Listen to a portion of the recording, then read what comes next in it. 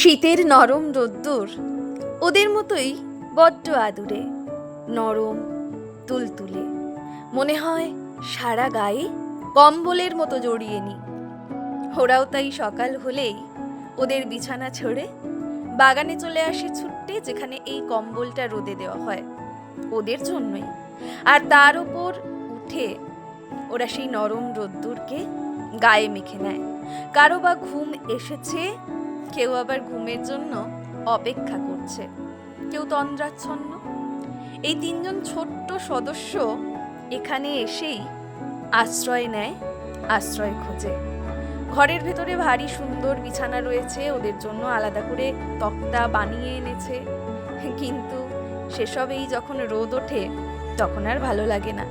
আড়মোড়া ভেঙে আবারও দ্বিতীয়বার ঘুমানোর জন্য চলে আসে বাগানের এই, যেখানে কম্বল রোদে দেওয়া হয় ওদের জন্য, সেইখানটাতে।